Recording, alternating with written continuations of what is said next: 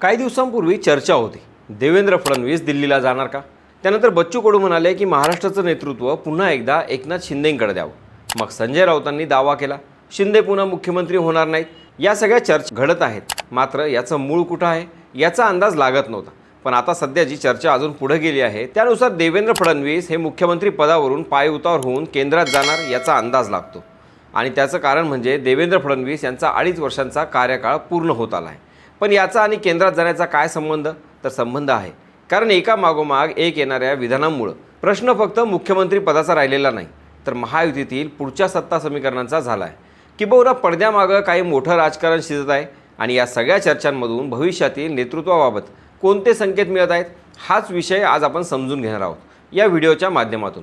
नमस्कार, मी स्वप्नील आणि आपण पाहता त्याचं काय महाराष्ट्र. राजकारणात अनेक वेळा एखादं विधान हे केवळ विधान राहत नाही, त्यामागं एखादा राजकीय संदेश असतो, पक्षातील कार्यकर्त्यांची भावना असते किंवा भविष्यातील नेतृत्वाची चाचपणी सुरू असते. सध्या महाराष्ट्रात मुख्यमंत्री पदावरून सुरू असलेली चर्चा याच प्रकारातील आहे. कारण गेल्या आठवडाभरात एका मागोमाग एक अशी अनेक विधानं आली आहेत ज्यामुळे महायुतीतील पुढचं नेतृत्व कोणाकडे असणार याबाबत नव्यानं चर्चा सुरू झाली आहे. सुरुवात झाली संजय राऊत यांच्या वक्तव्यापासून. त्यांनी देवेंद्र फडणवीस भविष्यात केंद्रात जाऊ शकतात असा दावा केला. त्यानंतर बच्चू कडू यांनी वेगळी भूमिका घेत म्हणाले की देवेंद्र फडणवीस यांनी केंद्रात जावं आणि महाराष्ट्राची धुरा पुन्हा एकनाथ शिंदे यांनी सांभाळावे. हे दोन दावे सुरू असतानाच आता राष्ट्रवादी काँग्रेसच्या एका जिल्हाध्यक्षांनी थेट मुख्यमंत्री पदावर दावा केला. त्यामुळे आता या चर्चेत महायुतीतील तिन्ही पक्ष सहभागी झाल्याचं चित्र दिसत आहे. आणि इथेच फडणवीसांची दिल्ली वाट का पाहते या प्रश्नाचं उत्तर आपल्याला मिळतं. अर्थात या सगळ्या शक्यता किंवा मग राजकीय महत्त्वाकांक्षा आहेत. नंदुरबारचे राष्ट्रवादी काँग्रेसचे जिल्हाध्यक्ष डॉक्टर अभिजित मोरे यांनी केलेली मागणी राजकीयदृष्ट्या महत्त्वाची आहे. त्यांनी म्हटलं आहे की महायुतीत पहिल्या 2.5 वर्षाच्या काळात एकनाथ शिंदे मुख्यमंत्री होते. आता देवेंद्र फडणवीस यांचाही 2.5 वर्षांचा कालावधी पूर्ण होत आला आहे. त्यामुळे उर्वरित काळ राष्ट्रवादी काँग्रेसला द्यावा आणि सुनेत्रा पवार यांना मुख्यमंत्री करावं. आता पहिल्यांदा हा मुद्दा ऐकल्यावर अनेकांना प्रश्न पडू शकतो की महायुतीमध्ये 2.5 वर्षाचा कोणताही अधिकृत फॉर्म्युला आहे का? त्याचं उत्तर आहे नाही. महायुतीने असा कोणताही सार्वजनिक निर्णय कधीही जाहीर केलेला नाही. त्यामुळे ही मागणी राजकीय आहे, अधिकृत नाही. पण तरीही या मागणीकडे दुर्लक्ष करता येत नाही, कारण राजकारणात अनेकदा अशाच मागण्यांमधून पुढची चर्चा सुरू होते. आता इथे सुनेत्रा पवार यांचं नाव का पुढे आलं हा प्रश्नही महत्त्वाचा आहे. अजित पवार यांच्या नेतृत्वाखालील राष्ट्रवादी काँग्रेस महायुतीमध्ये सहभागी झाली. त्यानंतर लोकसभा निवडणुकीत सुनेत्रा पवार यांना बारामतीमधून उमेदवारी देण्यात आली. निवडणुकीत त्यांचा पराभव झाला तरी पक्षामध्ये त्यांना एक महत्त्वाचा चेहरा म्हणून पुढे आणण्याचा प्रयत्न सुरू असल्याचं अनेक राजकीय निरीक्षक मानतात. त्यामुळं मुख्यमंत्रीपदासाठी त्यांचं नाव पुढे येणं ही केवळ योगायोगाची बाब नाही, मात्र यामध्ये एक मोठा राजकीय अडथळा आहे, तो म्हणजे भाजप.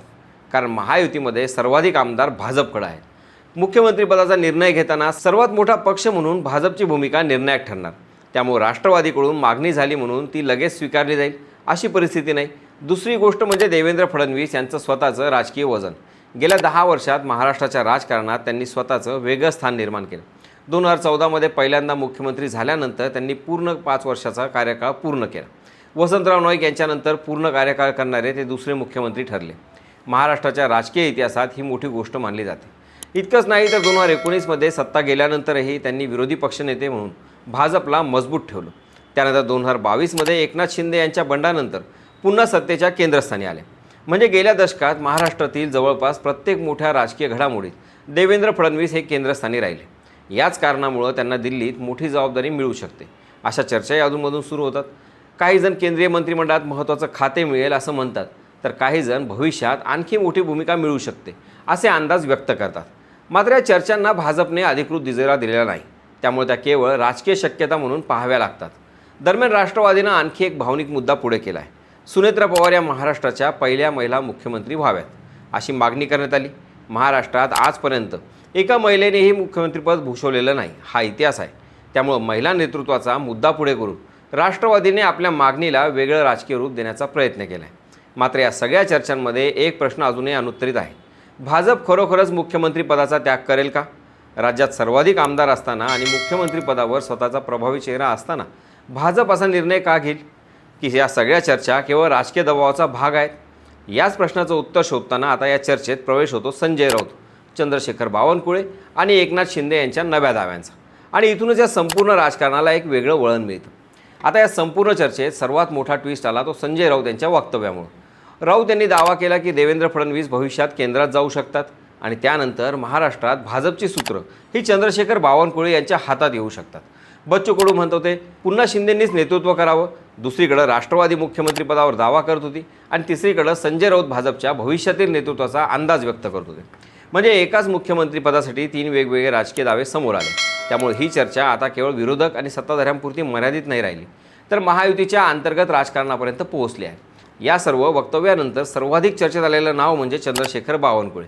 कारण राऊतांनी त्यांचं नाव मुख्यमंत्रीपदासाठी घेतलं आणि त्यानंतर बावनकुळेंनीही लगेच प्रतिक्रिया दिली. मात्र त्यांनी स्वतःला मुख्यमंत्रीपदाचा दावेदार न म्हणता उलट मोठं विधान केलं. ते म्हणाले 2034पर्यंत महाराष्ट्राचे मुख्यमंत्री देवेंद्र फडणवीसच राहतील. आता या विधानाचा राजकीय अर्थ समजून घेणं महत्त्वाचं आहे. कारण बावनकुळेंनी स्वतःबद्दल एक शब्दही बोलला नाही. त्यांनी थेट फडणवीसांच्या नेतृत्वावर शिक्कामोर्तब केलं.